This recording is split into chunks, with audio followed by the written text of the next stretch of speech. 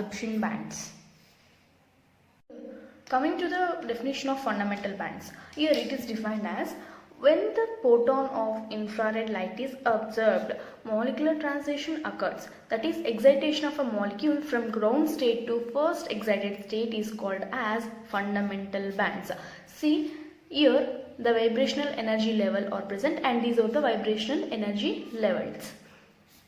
It is represented by V0, V1, V2. So, when the photon of infrared light is observed, the molecular transition takes place. So, the molecule will make the transition from V0 to V1. That is V02 to first excited state. These kind of transitions are nothing but fundamental bands.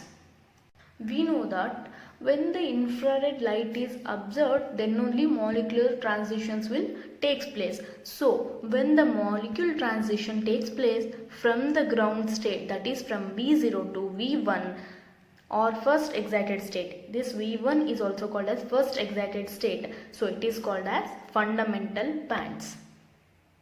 Now, we have to study about the calculation of fundamental bands. That is, we have to calculate how many fundamental bands are produced for different types of molecules. Now let's study the first point here. Polyatomic molecules may exhibit more than one fundamental vibrational absorption bands. See here, polyatomic molecules, that means they consist of more than two atoms. So such type of molecules are called as polyatomic molecules.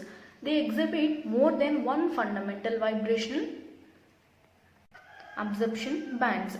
See here, the number of these fundamental bands is related to degrees of freedom in a molecule. Here this word degrees of freedom is very important. Why? Because the number of fundamental bands is directly related to the degrees of freedom in a molecule. We will study how these fundamental bands are calculated for polyatomic molecules.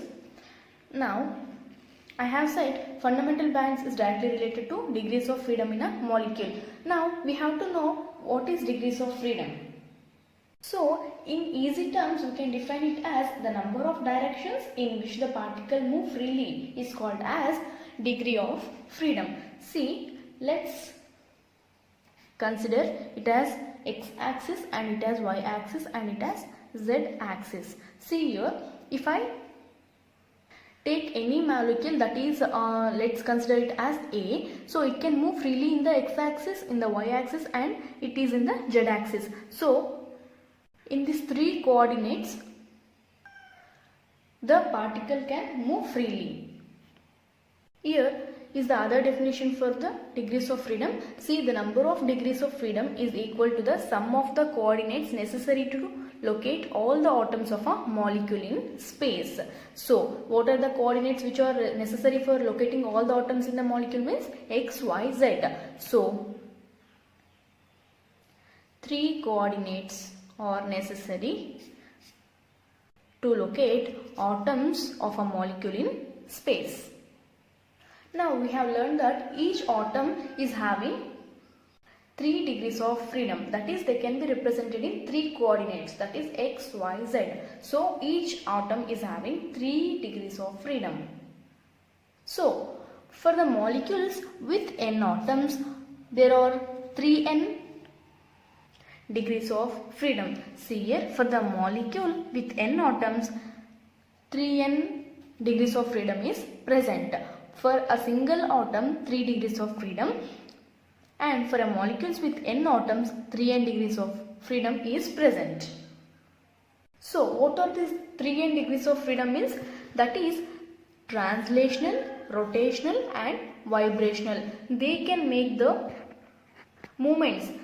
Those are translational, rotational and vibrational. These are the 3n degrees of freedom for an atom or molecule.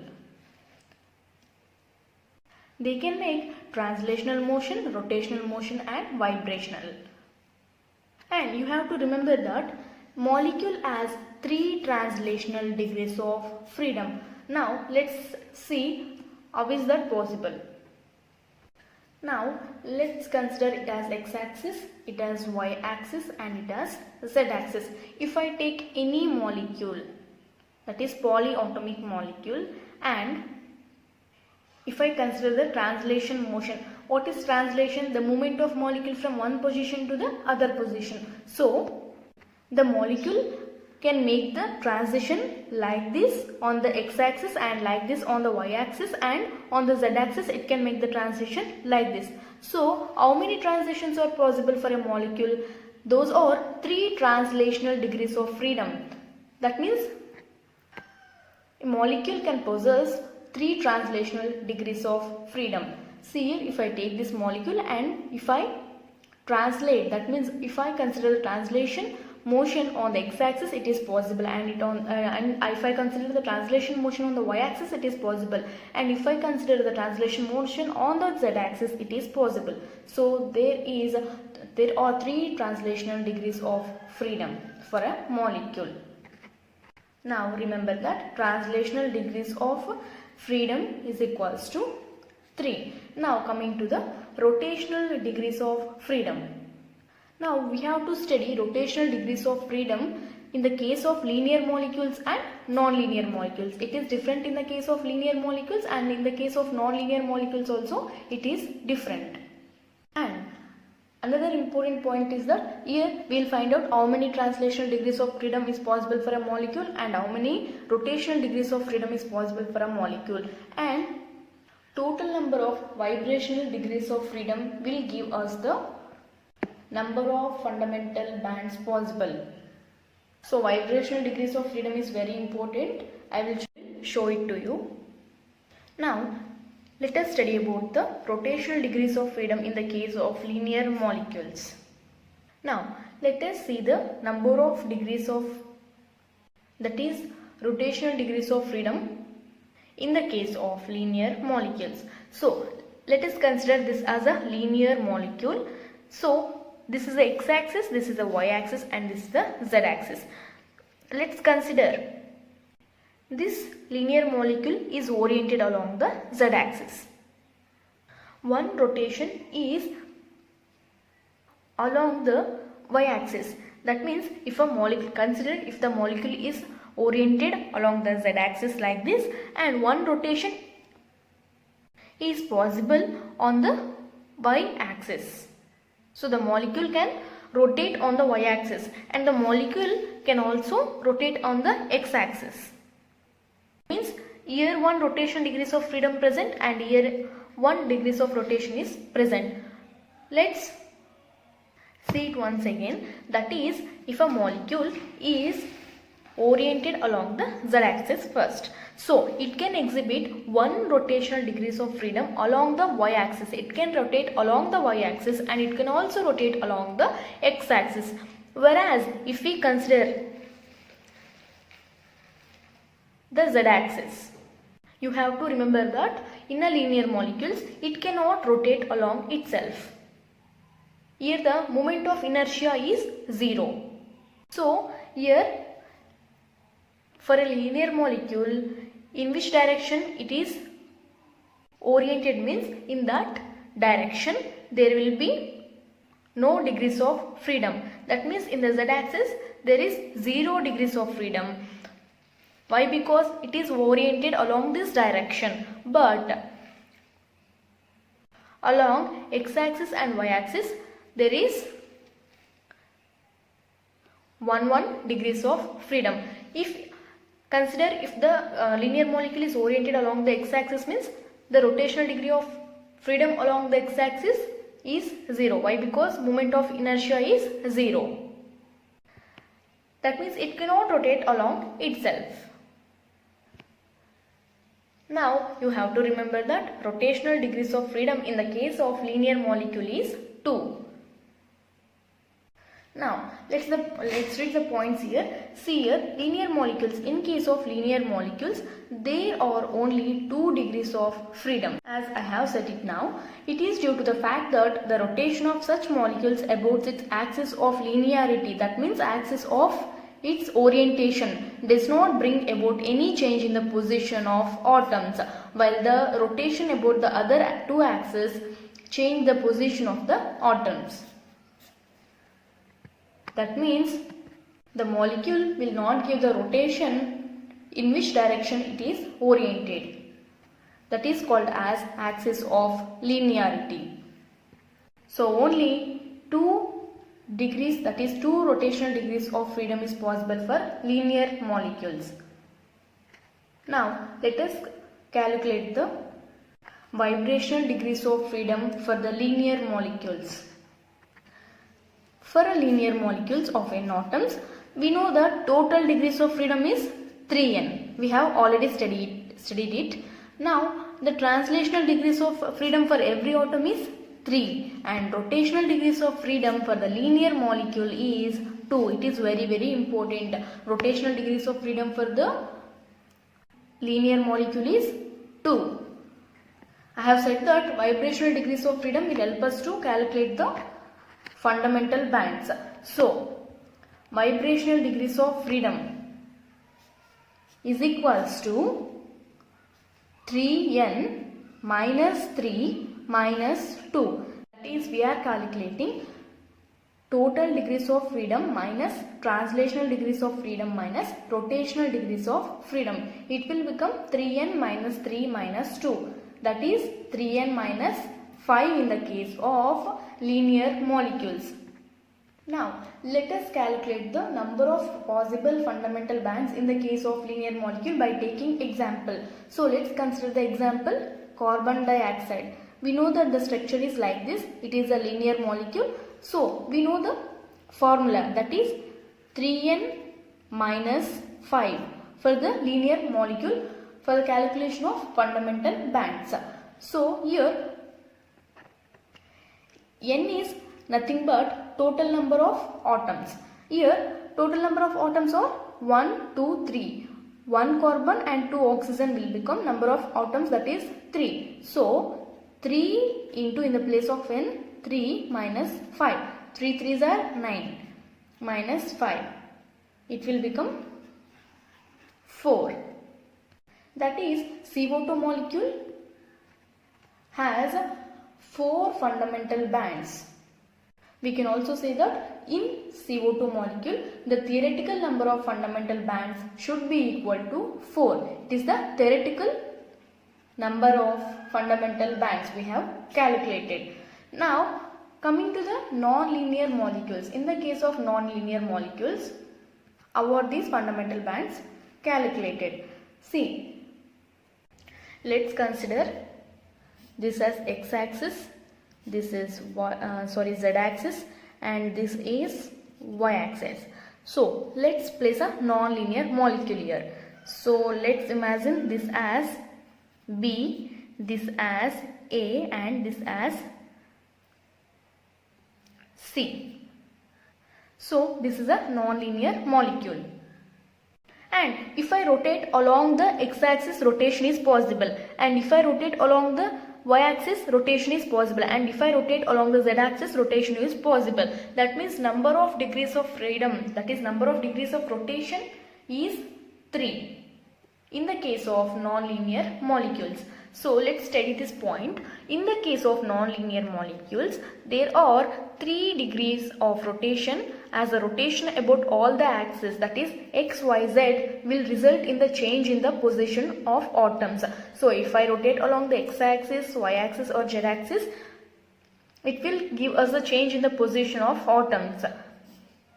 So for a non-linear molecule of n atoms, in any axis if we rotate means also there will be change in the position of atoms. So in the case of non-linear molecules, there are 3 degrees of rotation is possible, whereas in the case of linear molecules only 2 degrees of rotation is possible. Why? Because degrees of that is rotation along its linearity will not give the rotation, that is it will not change the position of atoms. But whereas in the non-linear molecules, along all the directions, you can get the change in the position of atoms.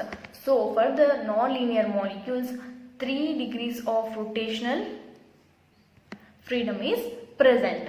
So let's calculate it now. Thus for a non-linear molecule, we know that total degrees of freedom is 3n. and translational degrees of freedom is always 3, and rotational degrees of freedom is also 3 in the case of non-linear molecules.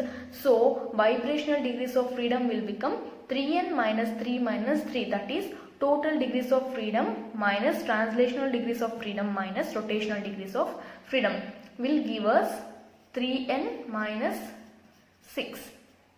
In the case of non-linear molecules, let's take the example of benzene, that is C6H6. We know that number of fundamental bands can be calculated like this, that is 3n minus 6. So here is the n is the number of atoms. In the benzene we are having how many? 12 number of atoms, that is 6 plus 6 is 12.